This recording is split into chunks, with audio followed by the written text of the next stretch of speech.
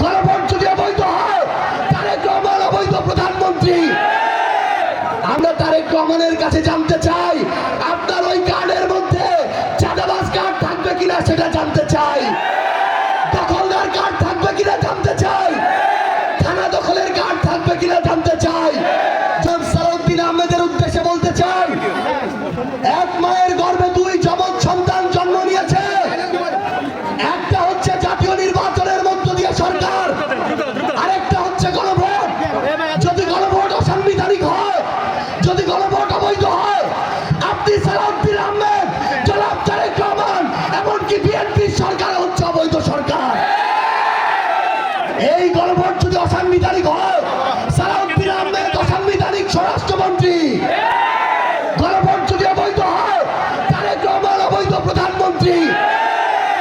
আমরা স্পষ্ট করে একটি কথা বলতে চাই, আগামীর বাংলাদেশে কাউকে ছেড়ে দেওয়ার রাজনীতি আর আমরা করব না। সম্মানিত জামালপুরবাসী, আওয়ামী লীগের সময়ে এখানে কায়েদে আজমের পর অনেক আজম এসেছে। তারা যদি 10,000 কোটি টাকার কাজ এসেছিল, 5,000 কোটি টাকা লুটপাট করেছে। তারা নদী দখল করে তাদের নামে বিশ্ববিদ্যালয় করেছে। এই জায়গাগুলো দখল করে তাদের বাপ-দাদার সম্পত্তি তৈরি করেছে। এখন আমাদের সময় এসেছে সেই অভ্যুত্থান পরবর্তী বাংলাদেশে আর যেন নতুন কোন আজম তৈরি না হয়, আর যেন নতুন কোন চাঁদাবাজ তৈরি না হয়, আর যেন নতুন কোন সন্ত্রাস তৈরি না হয়। আমরা আপনাদেরকে কিছু স্পষ্ট কথা বলি, বিএনপি আমাদের সাথে অভ্যুত্থানে ছিল, তারা বিগত 17 বছর নিপীড়িত ছিল। আমরা শুধু সমালোচনা করার জন্য সমালোচনা করতে চাই না, কিন্তু আমরা যখন দেখি খাল খননের নামে খাল থেকে বালি লুটপাট হয়, মাটি লুটপাট হয়, পানি লুটপাট হয়, পারলে খালটাও লুটপাট হয়ে যায়। এই নতুন লুটপাটের রাজনীতি আমরা বাংলাদেশে হইতে দিব না। আমরা দেখি নতুন কার্ড খেলা শুরু হয়েছে। তারেক রহমান ফ্যামিলি কার্ড দেন, কৃষক কার্ড দেন, কার্ড দিতে দিতে এবার সর্বশেষ ইউনিভার্সাল কার্ড দেওয়ার কথা বলেছেন।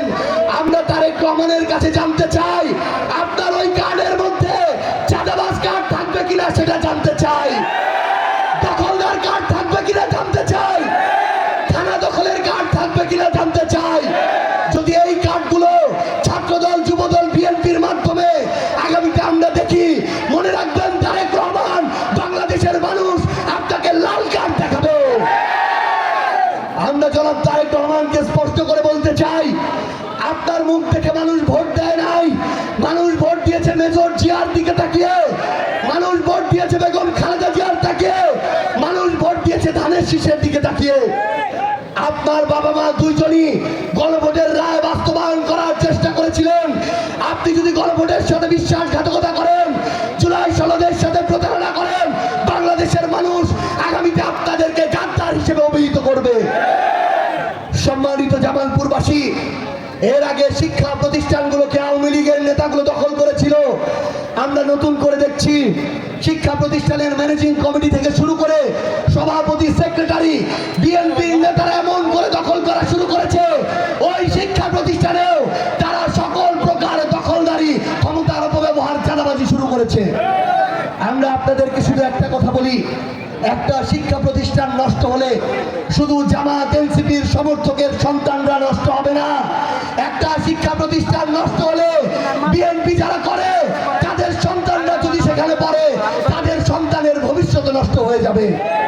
আমরা আজকে দেখি জামালপুরের সদর হাসপাতাল আছে, ডাক্তার নাই, ডাক্তার আছে, নার্স নাই, নার্স আছে, ওষুধ নাই, ওষুধ থাকলে কোনো ম্যানেজমেন্ট নাই।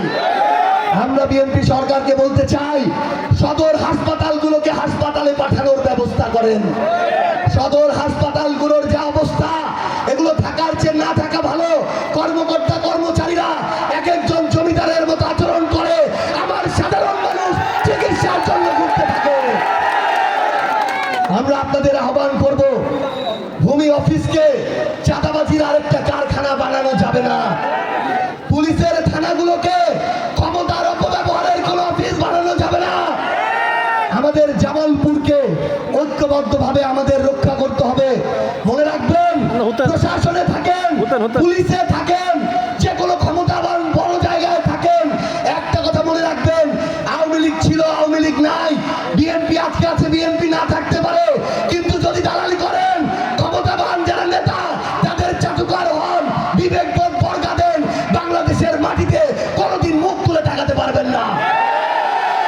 প্রশাসন থেকে পুলিশ, র্যাব থেকে সরকারি আমলা, সকলকে শুধু একটা কথা বলি, বিবেক বোধ একটা আছে।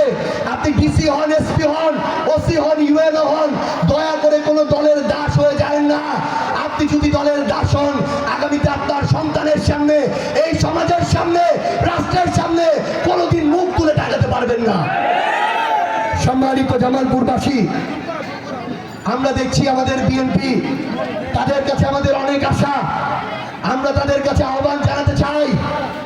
আমরা দেখছি প্রত্যেকটা জায়গায় সরকারি কাজগুলোতে বালুর জায়গায় মাটি দেয়া হচ্ছে, 1 নম্বর ইটের জায়গায় 3 নম্বর ইট দেওয়া হচ্ছে, 30 লাখ টাকার মধ্যে 20 লাখ টাকা, 10 লাখ টাকা ধান্দাবাজি করা হচ্ছে। এগুলো আমাদেরকে ঐক্যবদ্ধভাবে বন্ধ করতে হবে। আমাদের সন্তানদের জন্য আমরা কর্মসংস্থান চাই, আমরা আমাদের সীমান্তকে রক্ষা করতে চাই, আমরা আমাদের বিদ্যুতের সংকটের শেষ দেখতে চাই। আমরা মিডিয়ার ভাই বোনদেরকে একটা কথা বলি, আপনারা আপনাদের সত্য সংবাদটা পাঠাবেন। মনে রাখবেন, মিডিয়া যদি সমাজের দর্পণ না হতে পারে, তাহলে আগামীর বাংলাদেশে আবার বিপথে যেতে হবে। সেই জায়গাটা আপনাদের রক্ষা করতে হবে। পরিশেষে আপনাদের সবাইকে ধন্যবাদ জানাই এবং আমাদের শামীম ভাইকে নিয়ে শুধু একটা কথা বলি, আমাদের শামীম ভাইকে আমরা প্রার্থী দিয়েছি। তিনি যদি আজকের পর কোনোদিন কোনো অন্যায় অপকর্ম জুলুমের সাথে জড়িত হন, আমরা তার প্রার্থিতা পরিহার করব। নতুন যদি কোনো ভালো মানুষ আসে, আমরা তাকেও বেছে নিব, কিন্তু সেই মানুষটা যদি আমানতের খেয়ানত না করে, দয়া করে তাকে ভোট দিয়ে সমর্থন করে তার সাথে থাকবেন ইনশাআল্লাহ।